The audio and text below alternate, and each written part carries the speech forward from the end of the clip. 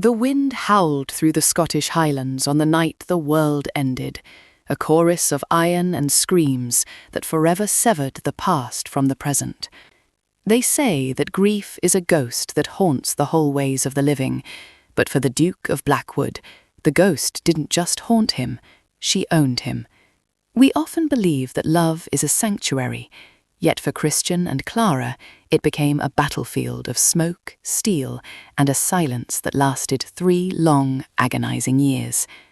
Tonight, we begin a journey of a woman who was forgotten by the world, but refused to forget herself, and the man who learned too late that some fires never truly go out.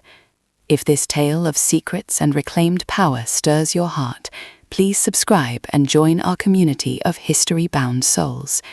Tell me in the comments, from which corner of the world are you listening to this story of a love reborn from the ashes? Chapter 1.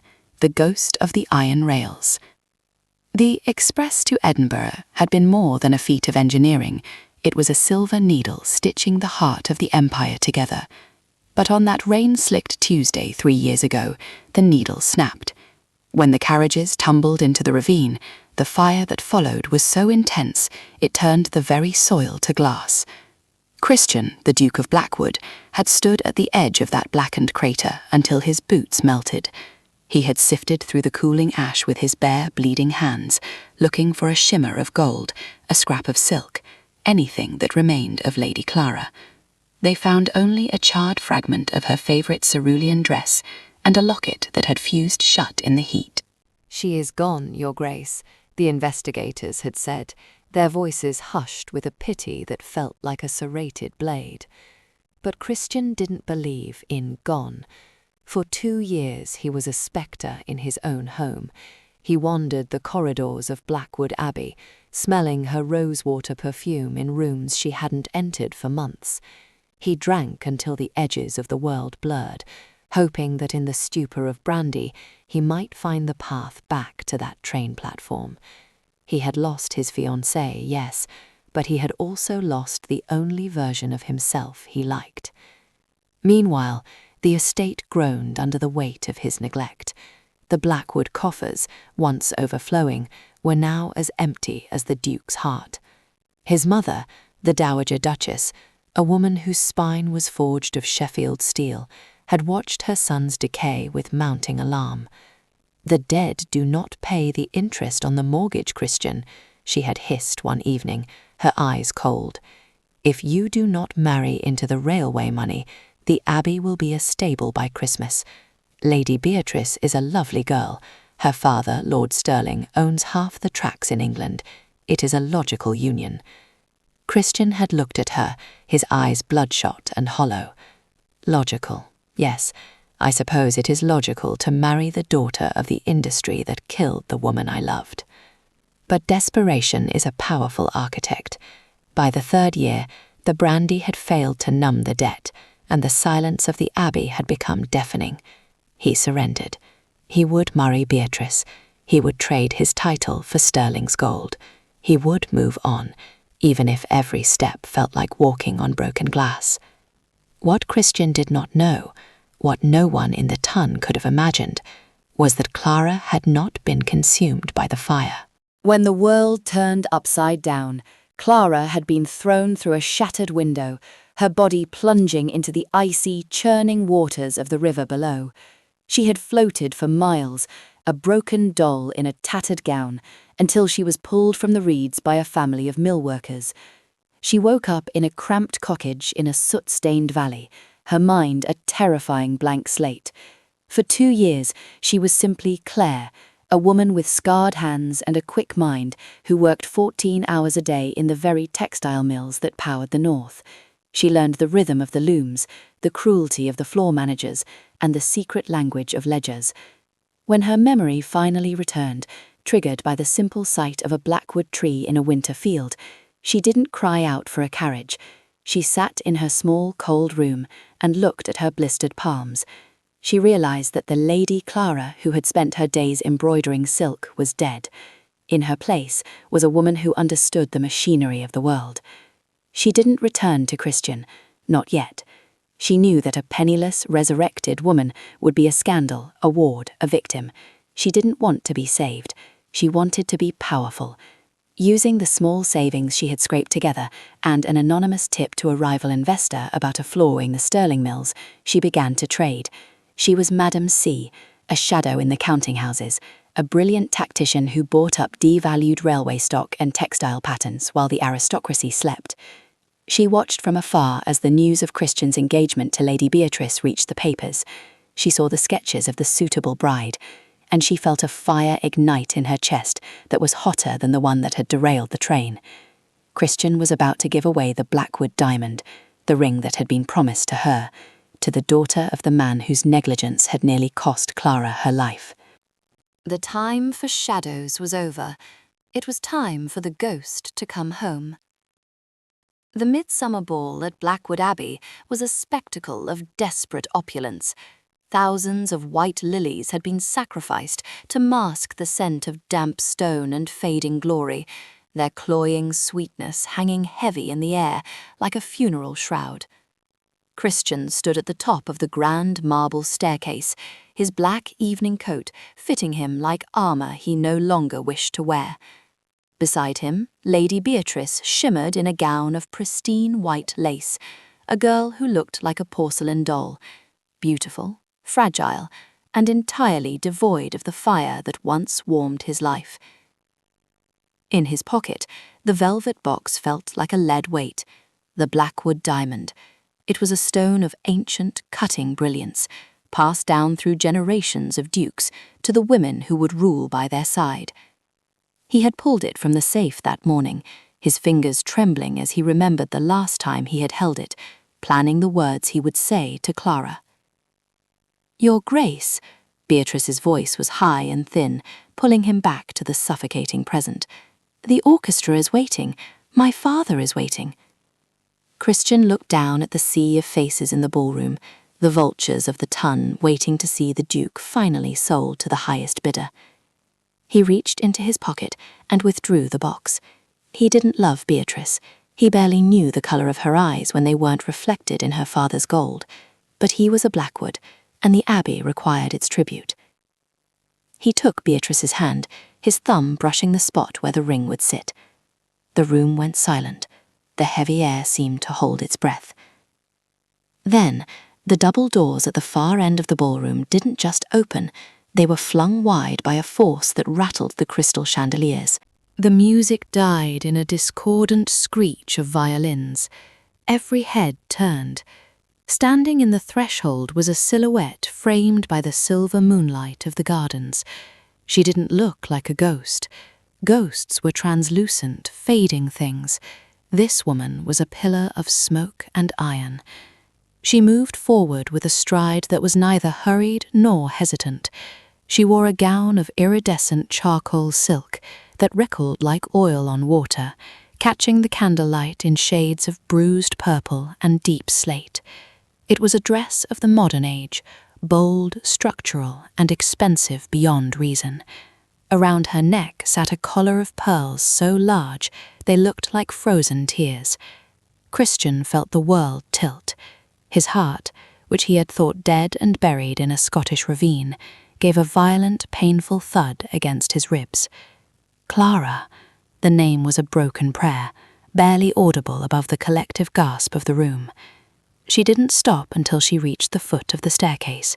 She looked up, and for the first time in 3 years, Christian saw those eyes, the colour of a stormy sea, now hardened by a wisdom that shouldn't belong to a lady of the realm. She didn't look at the crowd. She didn't look at the Dowager Duchess who had fainted into a chair. She looked only at him. In the absolute silence, Christian's hand shook so violently that the velvet box slipped from his fingers. It tumbled down the marble steps, the Blackwood Diamond spilling out and skittering across the floor, until it came to rest at the toe of Clara's silk slipper. Clara bent down, her movements fluid and regal. She picked up the ring, holding the diamond up to the light. "You are always so careless with precious things, Christian," she said, her voice a low, melodic rasp that carried to the furthest corner of the hall. "To drop a legacy into the dirt. It's a mercy I arrived before you gave it away to someone who wouldn't know how to keep it." Beatrice let out a small, strangled sound of horror, but Clara ignored her. She began to climb the stairs, each step a rhythmic beat of a drum. Christian was paralyzed, caught between the urge to fall to his knees and the terrifying thought that if he reached out to touch her, his hand would pass through cold air.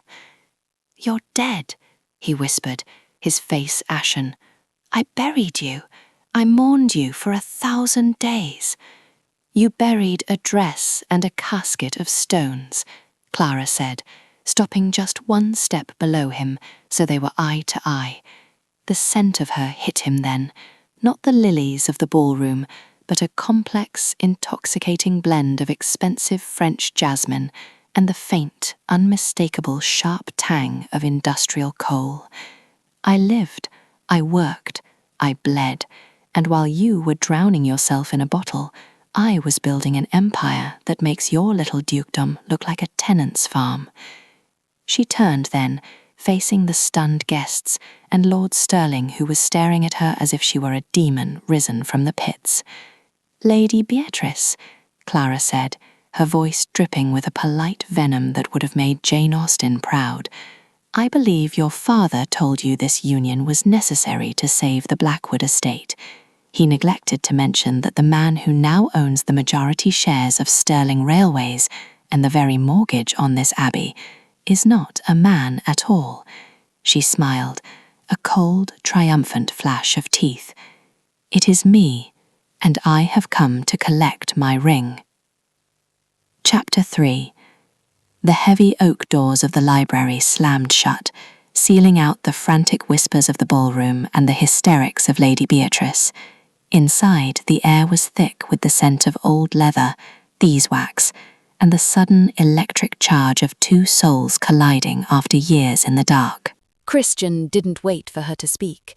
He closed the distance between them in 3 predatory strides, his hands reaching out as if to seize a mirage before it vanished.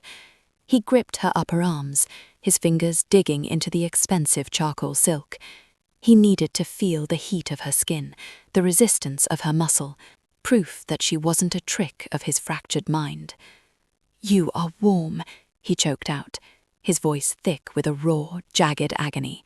"You are real." "I am very real, Christian," Clara replied, though she didn't move to embrace him. She remained unnervingly still, her gaze tracing the hollows of his cheeks and the lines of grief etched around his eyes. "Though I see the last 3 years have been less than kind to you, you look like a man who has been haunted." "Haunted? I have been in hell." He shook her slightly, his composure shattering like fallen glass. "I went to the tracks, Clara. I stood in the smoke until my lungs burned. I waited for a letter, a sign, a miracle. Why didn't you come to me? Why let me live in this rot of a life, believing I had lost the only thing that gave it meaning?" Clara wrenched herself from his grasp, the iridescent silk hissing as she paced toward the hearth. "Because the woman you loved did die on those tracks, Christian. She was a girl who thought the world was made of lace and poetry. She was a girl who would have been useless to you in the wreckage." She turned back to him, the firelight casting long, flickering shadows across her face. "When I pulled myself from that river, I had nothing. No name, no memory, no title. I spent months in a spinning mill in Manchester, earning pennies while my lungs filled with cotton lint. I saw how the great men of your circle built their fortunes, on the broken backs of children and the negligence of safety. If I had come back as the delicable rose you remembered, Lord Stirling would have finished the job his faulty rails started. I had to become someone he couldn't kill." Christian recoiled as if struck. "Stirling? What has he to do with this? It was an accident, Clara, a tragedy of iron and steam. Is that what he told you? Is that the lie you were prepared to sign your name to in exchange for his daughter's hand?" Clara laughed, a sharp, bitter sound that held no mirth. She reached into a small, hidden pocket in her skirts and pulled out a folded piece of parchment, tossing it onto the desk between them. "Those are the maintenance records for the Northern Line from 3 years ago. Sterling ordered the use of substandard steel for the couplings. He knew the risks, but the payout for the insurance and the subsequent dip in stock allowed him to buy out his competitors.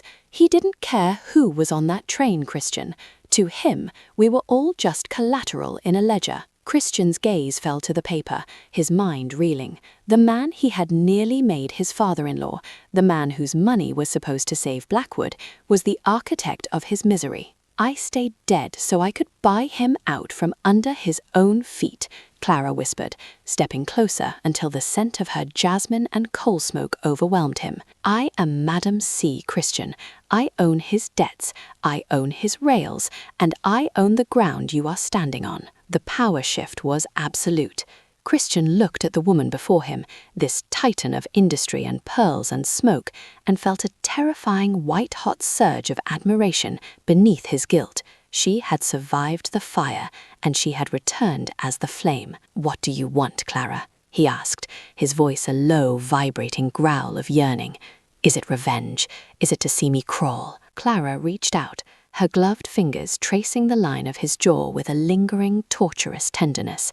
"I want the truth, Christian, and I want to see if the man I loved is still buried somewhere beneath that duke's coat, or if you truly intended to sell your soul to the man who tried to murder me." Its silence in the library was not the peaceful quiet of a sanctuary. It was the heavy, suffocating pressure that precedes a lightning strike. Christian stared at the ledger Clara had thrown onto the desk, his eyes scanning the cold, calculated figures that translated to human lives. He felt a sickening lurch in his stomach, the kind of vertigo one feels at the edge of a precipice. "He knew," Christian whispered, his voice trembling with a growing, jagged fury. "He knew the rails were brittle. He knew the couplings would snap under the weight of the Edinburgh engine. He didn't just know, Christian. He planned for it," Clara said, her voice as sharp as a diamond cutter. She walked to the window, looking out at the darkened grounds of the Abbey, grounds that had almost been bought with blood money. Sterling had over-leveraged himself. He needed a catastrophe to trigger the force majeure clauses in his contracts and to drive the stock prices into the dirt so he could consolidate his power. My presence on that train was merely an inconvenience he was happy to overlook. After all, what is one lady of the realm compared to a monopoly on the veins of the empire? Christian slammed his fist onto the mahogany desk, the inkwell rattling. And I was going to give him my name. I was going to bring his daughter into this house, into your rooms, Clara. I was going to let his filth touch the Blackwood line. He looked up at her, his eyes burning with a mix of self-loathing and a desperate, rediscovered purpose. "Why didn't you send word? Even a whisper? I would have burned the world down to find you." "And you would have been caught in the crossfire," Clara countered, turning to face him. The moonlight caught the silver sheen of her charcoal gown, making her look like a vengeful goddess. "I was a nameless worker in his mills, Christian. I saw how he dealt with whispers. I saw men disappeared for less than a ledger. I had to become a ghost to become a hunter. I spent 3 years infiltrating his inner circle under the guise of an anonymous investor. I let him believe he was winning, right up until the moment I bought the controlling interest in Sterling Railways this morning." The sheer audacity of her plan left Christian breathless. This was not the delicate girl who had once fainted at the sight of a bruised fox during a hunt. This was a woman who had looked into the abyss and decided to own it. "The marriage was the final piece of his puzzle," Clara continued, stepping toward him, her iridescent skirts rustling like a warning. "He didn't just want your title for prestige, he wanted the Blackwood mineral rights to feed his new foundries. He was going to strip this land bare and leave you with nothing but a hollow crown and a wife who reported back to him." The betrayal cut deeper than Christian thought possible. He felt the weight of his own failure, not just as a lover, but as a protector of his people. He had been so blinded by his grief that he had almost walked into the trap set by his lady's murderer. "I have the evidence to ruin him," Clara said, her voice dropping to a low, dangerous silk. "But I wanted to see it for myself first. I wanted to see if you were his accomplice or his victim." Christian reached out, catching her hand. Not the soft, pampered hand of a debutante, but one that felt strong, capable, and alive. I was a fool, Clara, a broken, grieving fool. But I am not his man. I am yours. I have always been yours. The tension between them shifted, the air thick with the scent of old paper and new, dangerous desires. The mystery of the crash was solved, but the battle for their future was just beginning. Outside, the ball was in chaos, but inside the library, a new alliance was being forged in the heat of a shared, righteous rage. "Then let us finish it," Clara whispered, her eyes flashing with the cold light of the North Star. "Let us go back out there and show them what happens when a ghost decides to reclaim her life." Chapter 5. The doors of the library swung open once more, but this time Christian and Clara walked through them as a single, devastating force. The ballroom was a hive of frantic motion.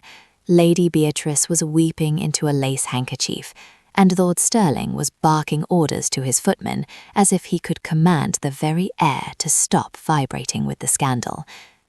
As the pair reappeared at the top of the grand staircase, a hush fell over the crowd that was more profound than any music. Christian did not look like a man who had just seen a ghost. He looked like a man who had finally been granted his sight. "Lord Sterling," Christian's voice thundered through the hall, stopping the tycoon mid-sentence. "I believe your business at Blackwood Abbey is concluded, though perhaps not in the manner you anticipated." Sterling puffed out his chest, his face a mottled shade of plum. "Now see here, Blackwood, this woman, whoever she is an impostor, a common fraud playing on your grief to—" "I am the woman you tried to burn," Clara interrupted, her voice cool and steady as a winter stream. She began to descend the stairs, the charcoal silk of her gown shimmering like liquid metal. "I am the woman who spent 2 years breathing the soot of your mills while you sat in your counting-house and calculated the price of my life.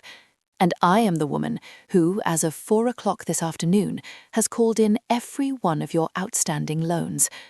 She stopped 3 feet from him, her gaze so piercing that Sterling actually recoiled. From her reticule, she produced a heavy legal seal and a bundle of documents. "The Stirling railway line is no longer yours. The foundries in Leeds are no longer yours. You are a man built on hollow iron and broken promises, and today the structure has collapsed." The room erupted. Beatrice's wail rose an octave, and the Dowager Duchess, having recovered her senses, watched with wide-eyed awe as the delicate Rose she had once championed dismantled a titan of industry with the precision of a surgeon. "You have no proof," Sterling hissed, though his hands were shaking. "I have the maintenance logs you thought were lost in the fire," Clara said, her voice rising so every guest could hear. "I have the testimony of the engineers you bribed, and I have the power to ensure you never step foot in a boardroom again. Leave, now, before I decide to let the constables waiting at the gate handle your departure." As the Sterlings were ushered out in a whirlwind of disgrace, the silence that followed was heavy with the weight of a transformed reality.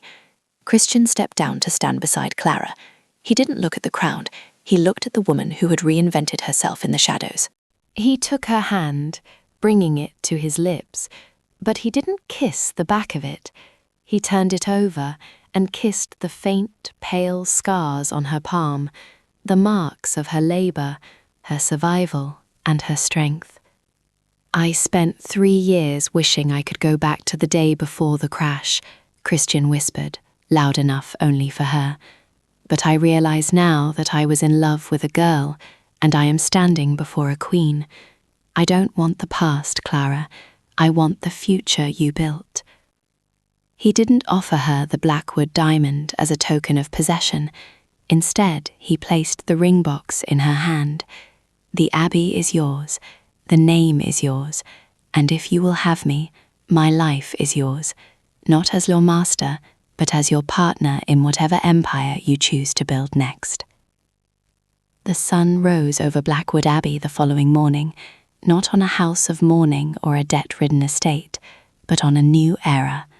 The white lilies were gone, replaced by the scent of the earth and the sound of a house coming back to life. Christian and Clara stood on the terrace, watching the mists lift from the valley. They were no longer the people they had been before the train derailed. They were forged in fire, tempered by truth, and bound by a love that was no longer a fairy tale, but a victory. Some things are lost to the flames, but what survives is always stronger than what was burned. The ghost had come home, and for the first time in 3 years, the Duke of Blackwood was finally, truly alive.